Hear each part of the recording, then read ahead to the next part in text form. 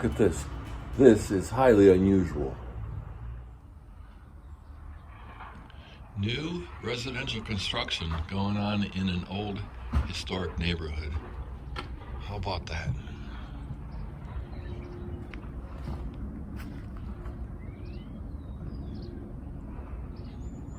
That's where the old gray house was demolished 2 years ago. Cool.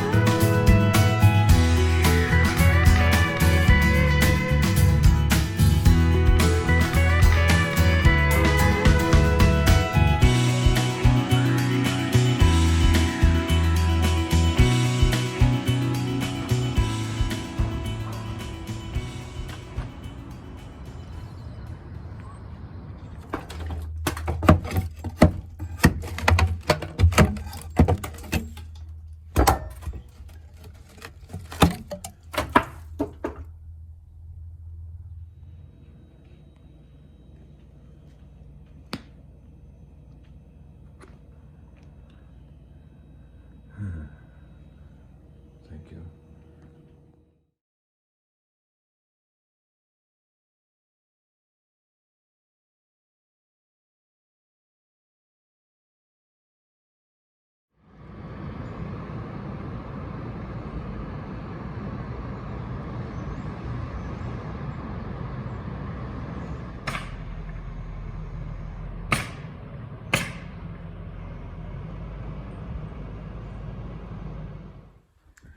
Well, I would say that 90% probably of the plasterboard is now installed throughout the house.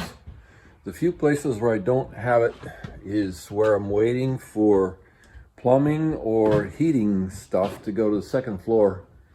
And so I can't actually finish the wallboard until that stuff is in and inspected.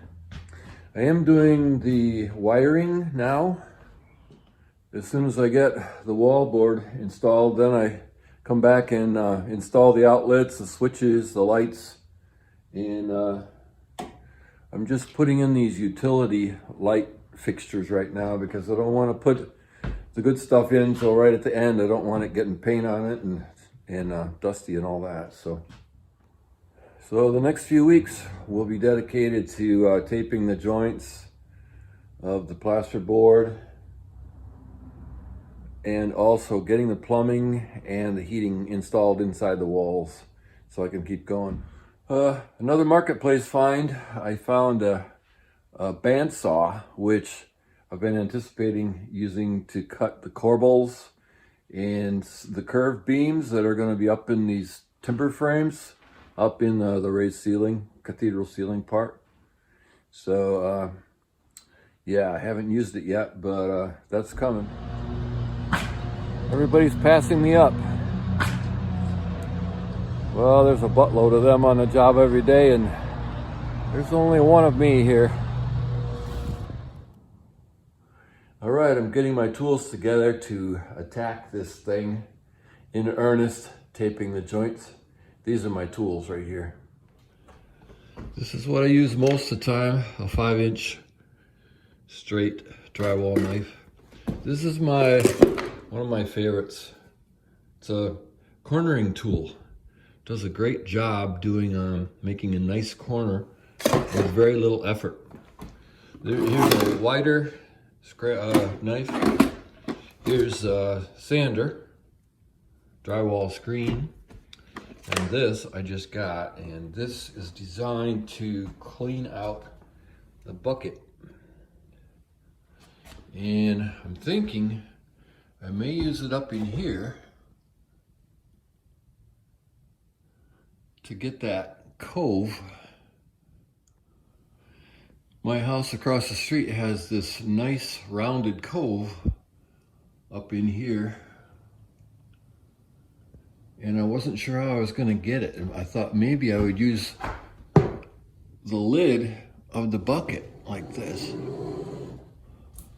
to scrape along and get that cove, but now I'm thinking I'm going to use this tool.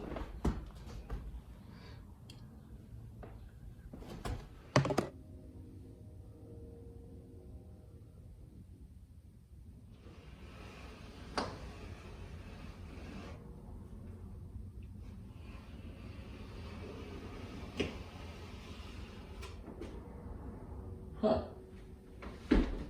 This might actually work.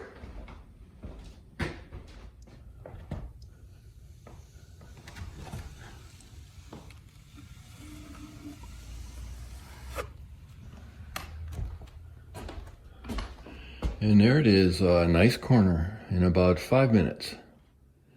Metal corner edge goes here.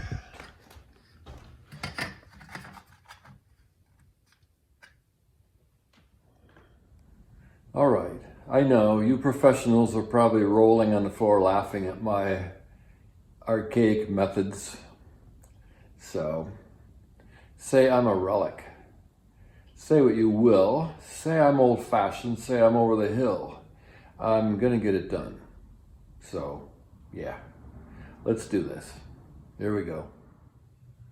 So this just happened and I'm pretty excited about it. I just got approval from the historians at the Historic District Commission to install a fireplace and chimney on this house. And they agreed with me that this would be very appropriate for this house in this neighborhood. So I have now an insert to go in here because I want to capture the heat that usually goes up the chimney. I'm all about efficiency and I want to heat the front part of the house with this thing. But the insert that I want is from Vermont Castings and it costs $3,400. And so I'm not going to have that kind of money until we move over here and sell the place where we live now. And so I figured I would buy El Cheapo, some used furnace or fireplace online, and then replace it later after we have the money to buy the one I want. So I went online and started looking around for a cheapo, and I found one for 200 bucks.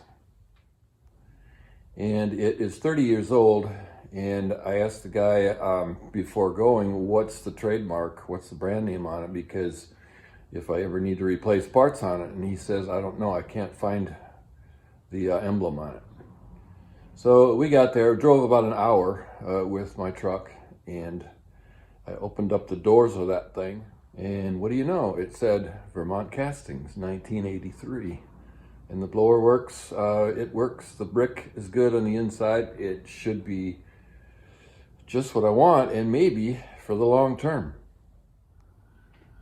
So that is working out really well. And so my plan is to build the fireplace this September. And although I may get anxious to start digging the hole for the foundation before that.